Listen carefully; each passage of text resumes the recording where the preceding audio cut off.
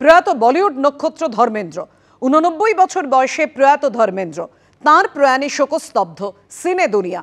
ধর্মেন্দ্রর মরদেহ শ্মশানে নিয়ে যাওয়া হয়। শ্মশানে এসে পৌঁছন সেলিম খান।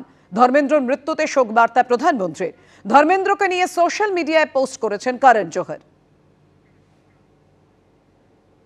1960 সালে বলিউডে পা রাখেন ধর্মেন্দ্র। তার প্রথম সিনেমা দিল ভি তেরা হাম ভি তেরে, শোলে, ইয়াদো কি বারাত, ফুল আউট পাত্থর, চুপকে চুপকের মতো ছবিতে অভিনয় করেন ধর্মেন্দ্র। সিনেমা মহলে শোকের ছায়া। আমার জীবনে খুব কম দেখেছি উনি যেভাবে নিজেকে ওই বয়সেও যেভাবে উনি নিজেকে কন্ডাক্ট করতেন, ওনার কথাবার্তা, ওনার আচার ব্যবহার এত মধুর, সবাইকে খুব আপন করে নিতেন সেটে, সবার সঙ্গে সব সময় মিলেমিশে চলতেন। আমি একটা ইনসিডেন্ট তোমায় বলছি, আমি কি কতটা শিখেছিলাম রকি রানির সেটে। তখন ওনার বয়স 88, রাতে শুটিং হচ্ছে, অনেকটাই রাত হয়ে গেছে। আমাদের ডিওপি মানুষ, ও লাইট করতে করতে একটু দেরি করে ফেলেছে। কারণ স্যার খুবই ওয়ারিড হয়ে গেছেন, বলে আরে এত দেরি করছো, ধরম আঙ্কেলকে ছাড়তে হবে, তাড়াতাড়ি করো তাড়াতাড়ি করো। উনি করণ জোহরকে হাত দিয়ে ইশারা করে ডাকলেন, ডেকে বলেন করণ বেটা কোই নেই, मैं इंतजार कर रहा हूं। তখন বাজে 11:30। উনি কিন্তু অপেক্ষা করলেন 12টা, 12:30, এবং কোনো লাউঞ্জ চেয়ারে, কোনো ভ্যানে ওরকম নয়, কিন্তু একটা হাতলওয়ালা প্লাস্টিকের চেয়ার। উনি সেটে বসে আছেন চুপচাপ, মোবাইলও ঘাঁটছেন না, এদিক ওদিক তাকাচ্ছেন, হাত মুখে একটা স্মিত হাসি। শটটা দেওয়ার পর আবার বললেন যে হয়ে গেছে, আরো কয়েকটা শট নেবে তো নিয়ে নাও, কিন্তু আমার কোনো অসুবিধা নেই। কাজের প্রতি ওই সমর্পণ, ওই বয়সে যেখানে আর কিছু নতুন করে প্রমাণ করার নেই, তোমাকে বুঝিয়ে দেবে মানুষ ঠিক কোন পর্যায়ে কোন জাতের মানুষ। বিকাশ ভবন অভিযানে পার্শ্ব শিক্ষক শিক্ষিকাদের সংগঠন সমগ্র শিক্ষা বাঁচাও মঞ্চেও বেতন বৃদ্ধি, ইপিএফ চালুর দাবিতে মিছিল। সমস্ত শূন্য পদে নিয়োগের দাবিতে মিছিল। সল্টলেক পিএনবি মোড় থেকে এই মিছিল। পুলিশ মিছিল আটকানোর চেষ্টা করলে উত্তেজনা তৈরি হয়।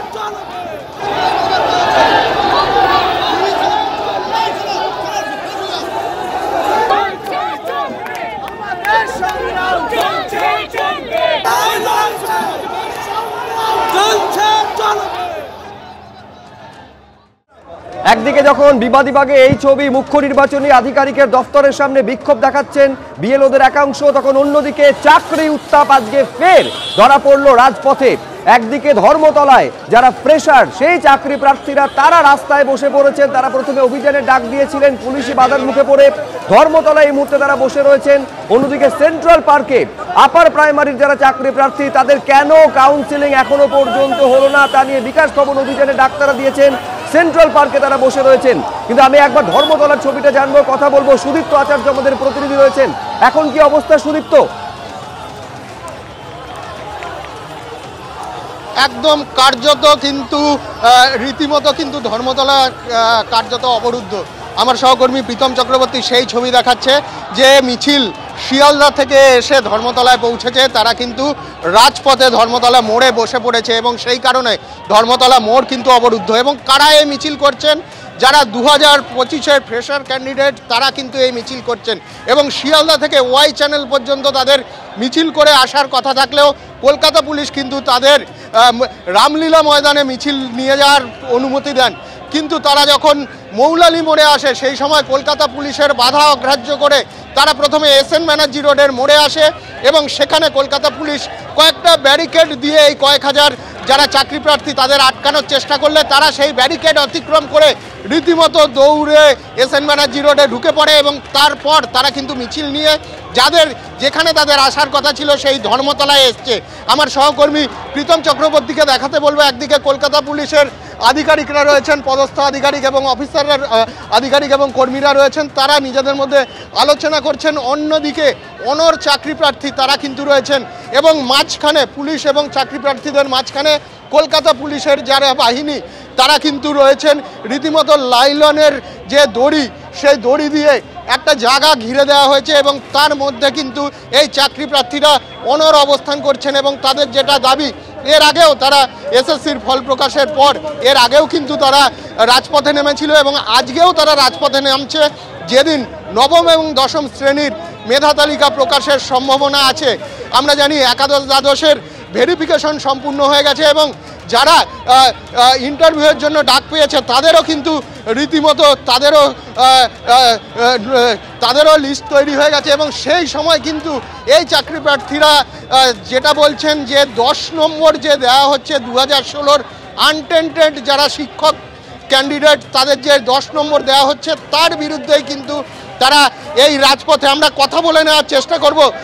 আপনারা কি দাবি করছেন, একটু ঘুরে আসুন। আপনারা কি দাবি করছেন, আমরা কথা বলে নেওয়ার চেষ্টা করব। কি দাবি করছেন আপনারা, একটু ঘুরুন। আমরা দাবি এটাই করছি যে যে 10 নম্বর যেটা অভিজ্ঞতার জন্য দেওয়া হয়েছে সেটা প্রথমে বলা হয়েছিল যে ইন্টারভিউ হয়ে যাওয়ার পর যোগ হবে, কিন্তু এখন দেখা যাচ্ছে যে আমাদের রিটিন পরীক্ষার যে রেজাল্টটা বেরিয়েছে তার সাথেই 10 নম্বর যোগ হয়ে গেছে। তার ফলে আমরা ইন্টারভিউতে ফ্রেশার্সরা কেউই সুযোগ পাচ্ছি না। তো আমাদের এটাই দাবি, আমাদের 10 নম্বর বাতিল করতে হবে, অভিজ্ঞতার 10 নম্বর বাতিল করতে হবে আর শূন্য পদের 10 নম্বর বাতিল করতে হবে এবং শূন্য পদের সংখ্যা বাড়াতে হবে। আর সেই দাবিতে কিন্তু রীতিমতো অবরুদ্ধ আমরা দেখতে পাচ্ছি বেশ কিছু চাকরি প্রার্থী। তারা কিন্তু শহরের বিভিন্ন প্রান্তে একাধিক আন্দোলন এবং যেখানে রাজপথ রীতিমতো উত্তপ্ত হয়ে রয়েছে। পাশাপাশি 3টি আন্দোলনের ছবি এই মুহূর্তে আপনারা দেখতে পাচ্ছেন। একদিকে ধর্মতলার ছবি দেখছিলেন, যেখানে নতুন যে চাকরি প্রার্থী তারা কিন্তু আজকে পথে নেমেছেন। আগের যারা চাকরি প্রার্থী ছিলেন, যারা চাকরি হারাচ্ছিলেন, অভিজ্ঞতার জন্য যে 10 নম্বর তারা পেয়েছেন তার জন্য তাদের বঞ্চিত হতে হচ্ছে, এমনটাই অভিযোগ তাদের। ইতিমধ্যেই ধর্মতলার উদ্দেশ্যে তারা রওনা হয়ে গিয়েছেন। দফায় দফায় উত্তপ্ত হয়েছে পরিস্থিতি, পুলিশের সঙ্গে ধস্তাধস্তি।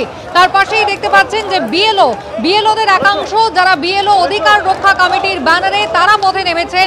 সিইও দপ্তরের বাইরে এই মুহূর্তে তারা পৌঁছে গিয়েছেন, রীতিমতো ব্যারিকেড ধাক্কা দিচ্ছেন, সিইও দপ্তরের দরজায় তারা তালা দিতে চান। আর অন্যদিকে 2016 যে আপার প্রাইমারি সেই চাকরি প্রার্থীরা তারা আজকে পথে নেমেছেন। বিকাশ ভবন অভিযান তারা করবেন আর ইতিমধ্যেই সল্টলেক সেন্ট্রাল পার্কে অবস্থান করছেন তারা। সরাসরি আপনাদের নিয়ে যাব। ঐশী মুখোপাধ্যায় আমাদের সঙ্গে এই মুহূর্তে রয়েছেন।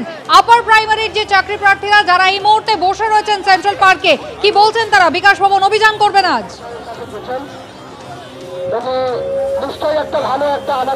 বিকাশ ভবন অভিযান করছিল, পুলিশ তাদেরকে মুলুক ভবনের সামনে এই জায়গাতে আটকে দিয়েছে। তাদের মূলত যে দাবি, সেই দাবি নিয়ে 5 জনের প্রতিনিধি দল এই মুহূর্তে প্রিন্সিপাল সেক্রেটারির সঙ্গে দেখা করতে বিকাশ ভবনে গিয়েছে। সেখানে বৈঠক চলছে। তোমায় জানিয়ে রাখি যে 14,052 পদে যে নিয়োগ, সেই নিয়োগ সম্পন্ন করার কথা ছিল এবং তারপরে সেই নিয়োগ সম্পন্ন না হলে কন্টেম্প্ট অফ কোর্ট হয়। সেই মামলাতেও দেখা যায় যে 1241 জনের নিয়োগ এই 20 তারিখের মধ্যে সম্পন্ন করার নির্দেশ দিয়েছিল আদালত। কিন্তু 20 তারিখের পরে আজকে 24 তারিখ হয়ে গিয়েছে, এখনো পর্যন্ত সেই নিয়োগের চিঠি কিংবা কাউন্সিলিং এর তারিখ তারা কিন্তু পাননি, ডাক পাননি কাউন্সিলিং এর জন্য। এবং সে কারণে কিন্তু এই 10 বছর ধরে যে জটে আটকে রয়েছে তাদের চাকরি, যে নিয়োগের জন্য তারা 10 বছর প্রায় 1 দশক ধরে অপেক্ষা করছেন, সেই চাকরির দাবিতে তারা আজকে পথে নামতে বাধ্য হয়েছেন। কাউন্সিলিং এবং জয়েনিং সম্পন্ন করার জন্য আজকে তারা এসেছেন, বিকাশ ভবন অভিযান করছেন। এবং দেখতে পাচ্ছ তারা বারংবার যেটা বলছেন যে এসএসসি চেয়ারম্যানের সঙ্গে বৈঠক করলে তিনি বলেন যে শিক্ষা দপ্তরের চিঠি নেই, শিক্ষা দপ্তরের সঙ্গে বৈঠক করলে তারা বলেন যে চেয়ারম্যান এখনো পর্যন্ত কিছু জানাননি। এই জটের মধ্যে আটকে গিয়ে 1 দশক ধরে তারা শুধুমাত্র এই নিয়োগের অপেক্ষা করে রয়েছেন। সে কারণেই কিন্তু আজকে ধৈর্যের বাঁধ ভেঙে গিয়ে তারা পথে নামতে বাধ্য হয়েছেন। আমি দেখাতে পারবো সন্দীপকে ছবিটা, তুমি দেখতে পাচ্ছ তারা এই মুহূর্তে রাস্তায় বসে পড়েছেন এবং যে বিক্ষোভ কর্মসূচি তারা আজকে ডাক দিয়েছিলেন যে বিকাশ ভবন পর্যন্ত তারা যাবেন এবং সেখানে গিয়ে তাদের যে দাবি দেওয়া সেগুলো জানাবেন এবং নিয়োগের দাবিতে আজকে তারা এসেছেন। তাদের জিজ্ঞেস করবো কত সালে পরীক্ষা দিয়ে পাশ করেছে? 2016 সালে আর 16তে নিয়োগের নোটিশ বেরিয়েছিল, আজ অব্দি সেই নিয়োগ কমপ্লিট হয়নি। 10 বছর অতিক্রান্ত হয়ে গেছে, তাও এখনো নিয়োগ কমপ্লিট হয়নি। এবিপি আনন্দ, এগিয়ে থাকে, এগিয়ে রাখে।